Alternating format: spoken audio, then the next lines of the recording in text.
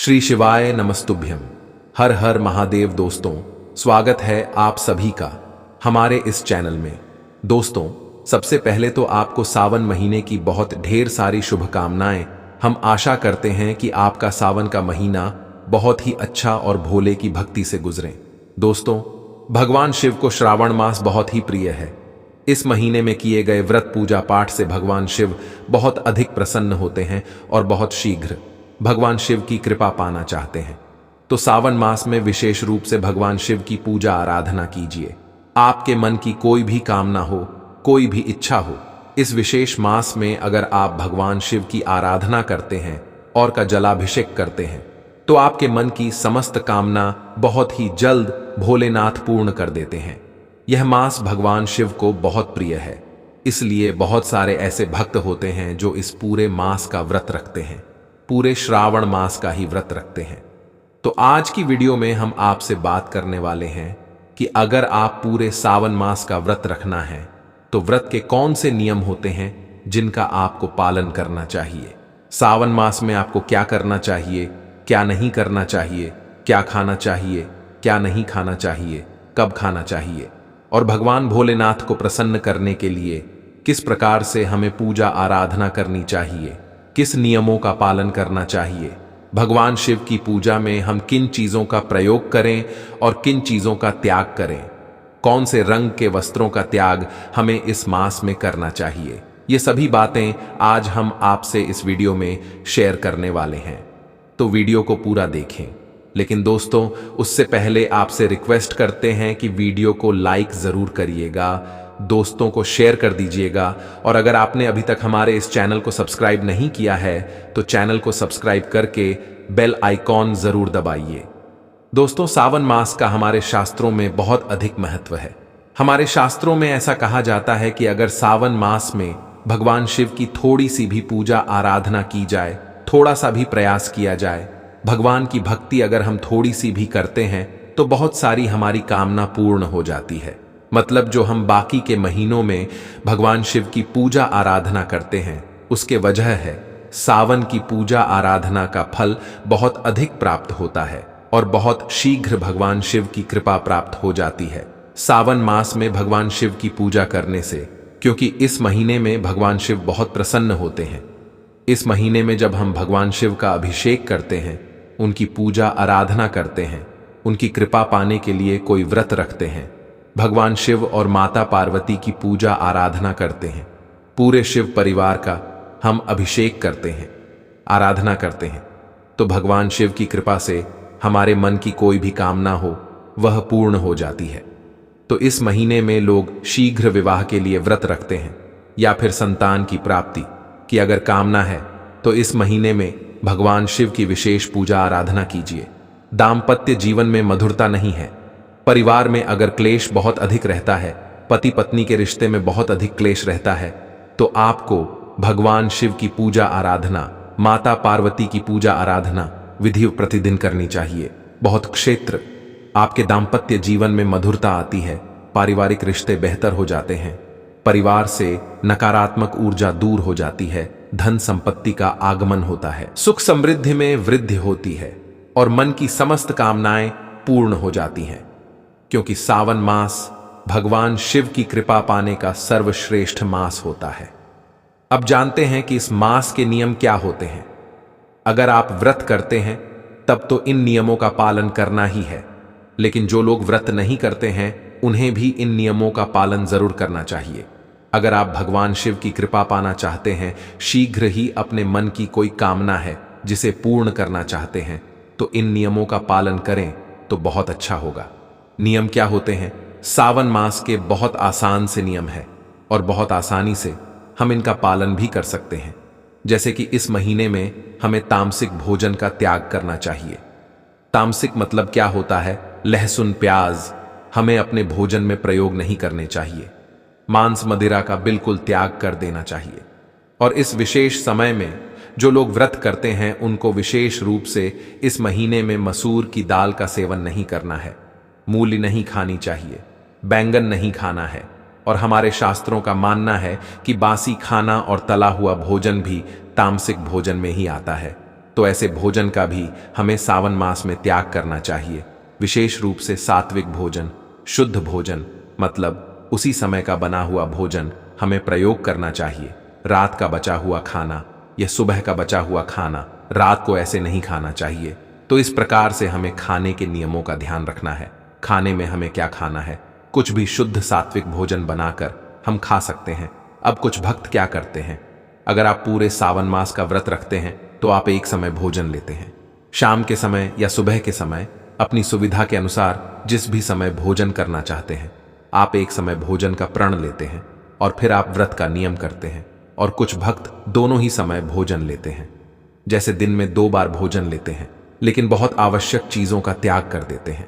तो यह नियम आप खुद ही निर्धारित करते हैं। आपके अपने और ही निर्भर करता है कि आप कितने शारीरिक रूप से सक्षम हैं इन नियमों का पालन करने के लिए। तो अगर आप एक समय का भोजन करते हैं तो सुबह शाम दोनों समय में कोई एक ही समय निश्चित कर लीजिए और प्रतिदिन आपको उसी समय भोजन करना चाहिए। शुद्ध सात्विक भोजन आपको लेना है। दिन में आप फलाहार कर सकते हैं, कोई भी फल खा सकते हैं। इस महीने में दूध नहीं ग्रहण करना चाहिए। इस समय में यानी सावन का महीना होता है तो सावन के महीने में दूध का त्याग कर देना चाहिए और दूध से सिर्फ भगवान शिव का अभिषेक किया जाता है, खुद उसका सेवन नहीं करते हैं। तो इस तरह से आपको सावन के नियमों का पालन करना है। तो जिन चीजों का सेवन नहीं करना है वह हमने आपको बताया, और जो चीज है आप खा सकते हैं। जैसे फलों में आप कोई भी फल खा सकते हैं और भोजन में आप सात्विक भोजन खा सकते हैं। एक समय भोजन करना है या आप चाहे तो दोनों समय भी भोजन कर सकते हैं, लेकिन भोजन सात्विक होना चाहिए। सावन मास में आपको किसी भी प्रकार से कलह क्लेश से बचना चाहिए। आपके परिवार में वाद विवाद की स्थिति ना हो, आपस में कलह क्लेश ना हो, इस बात का आपको ध्यान रखना चाहिए। आपको क्रोध नहीं करना है तो अपने क्रोध पर नियंत्रण रखें। सावन का महीना है तो आप ही ले लीजिए कि आप इस महीने में क्रोध का त्याग कर देंगे। जैसे कोई एक अपना दुर्गुण आप छोड़ना चाहते हैं तो इस महीने में आप उसका नियम लेकर उस पर आप प्रयास कर सकते हैं कि मैं इस चीज का त्याग करना चाहता हूं और इस महीने में इसका सेवन नहीं करूंगा या करूंगी। जैसे कि आप अगर मांस मदिरा का सेवन करते हैं तो आप इस पूरे महीने में उसका त्याग कर दीजिए कि सावन मास में मैं मांस मदिरा का सेवन पूरे मांस नहीं करूंगा।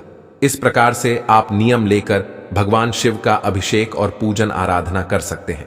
अब हम जानते हैं कि हम भगवान शिव की आराधना किस प्रकार से करें जिससे कि भगवान शिव प्रसन्न हो।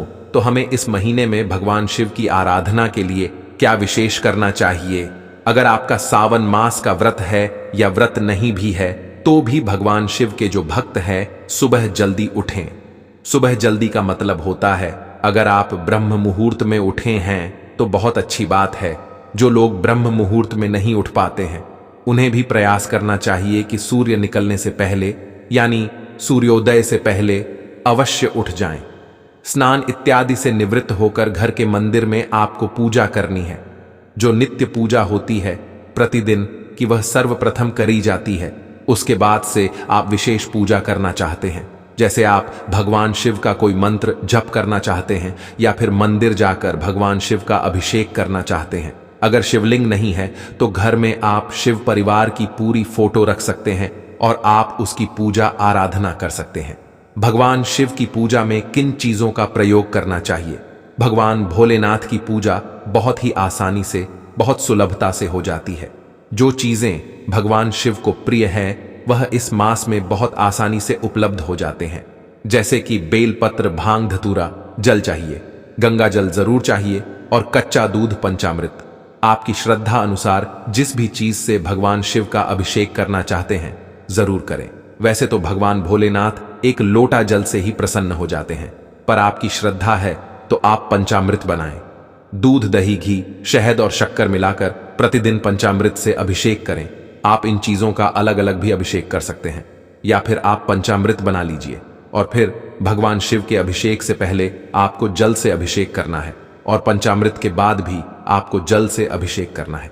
इस बात का आपको ध्यान रखना है, पूजा विधि विधान से करनी है। और हाँ, भगवान शिव की प्रिय वस्तुएं शिवलिंग पर अर्पित कीजिए, जैसे कि बेलपत्र, भांग धतूरा, अक्षत जरूर होना चाहिए। अक्षत मतलब चावल के दाने जो टूटे हुए ना हो, ऐसे चावल के दानों का प्रयोग भगवान शिव की पूजा में किया जाता है। सफेद पुष्प भगवान शिव को प्रिय है, तो सफेद पुष्प आप भगवान शिव को जरूर अर्पित कीजिए और सफेद मिठाई का भोग लगा सकते हैं। आप फलों का भोग भगवान शिव को लगा सकते हैं। कोई भी फल जो इस सीजन में आसानी से उपलब्ध हो, ऐसे फलों का भोग भगवान भोलेनाथ को लगाएं। प्रतिदिन आप भगवान शिव के मंदिर में जाकर भगवान शिव की विधि विधान से पूजा करते हैं तो बहुत ही श्रेष्ठ होता है। लेकिन अगर आप मंदिर नहीं जा सकते हैं, मंदिर जाना संभव ना हो, तो आप अपने घर में ही भगवान शिव की पूजा करें, श्रद्धा भाव से करें। घर में शिवलिंग है तो शिवलिंग का अभिषेक करें, और अगर शिवलिंग ना हो तो आप चाहे तो मिट्टी का शिवलिंग भी बना सकते हैं और उसकी प्रतिदिन पूजा कर सकते हैं। शिव पूजा में कुछ चीजों का हमें ध्यान रखना चाहिए। जैसे भगवान शिव को कुछ वस्तुएं प्रिय है, ऐसे ही कुछ वस्तुएं हैं जो भगवान शिव को बिल्कुल भी अर्पित नहीं करनी चाहिए। जैसे कि हल्दी का प्रयोग भगवान शिव की पूजा में नहीं होता है, कुमकुम का प्रयोग भगवान शिव की पूजा में नहीं होता है, केतकी का फूल भगवान शिव को अर्पित नहीं करना चाहिए, और तुलसी के पत्ते तो भगवान शिव की पूजा में, यह पूरे शिव परिवार पर है, अर्पित नहीं करने चाहिए। तो इन चीजों का हमें ध्यान रखना है कि इन चीजों का प्रयोग हम भगवान शिव की पूजा में भूल से भी ना करें है। और एक नियम इस व्रत में याद रखिए कि पूरा सावन मास भगवान शिव को बहुत प्रिय है। यह हरियाली का वास होता है, तो इस महीने में हमें हरे रंग के वस्त्र, हरे रंग की वस्तुएं अधिक से अधिक धारण करनी चाहिए। तो हरे रंग के वस्त्र धारण करके आप भगवान शिव की पूजा कर सकते हैं। अगर आप पुरुष हैं तो सफेद रंग के वस्त्र धारण करके भगवान शिव की पूजा आराधना करें। अगर आप महिला है, सौभाग्यवती स्त्री है, तो आपको सफेद रंग धारण नहीं करना है। आपको रंग बिरंगे मतलब लाल, पीले, हरे, गुलाबी इस तरह के वस्त्र धारण करके भगवान शिव की पूजा करनी चाहिए। आपको यह ध्यान रखना है कि इस विशेष मास में काले और नीले रंग के वस्त्र पूरे मास नहीं पहनने चाहिए।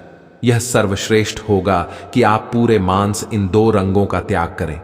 काले और नीले रंग का तो इस रंग से नकारात्मक ऊर्जा का प्रतीक माने जाते हैं।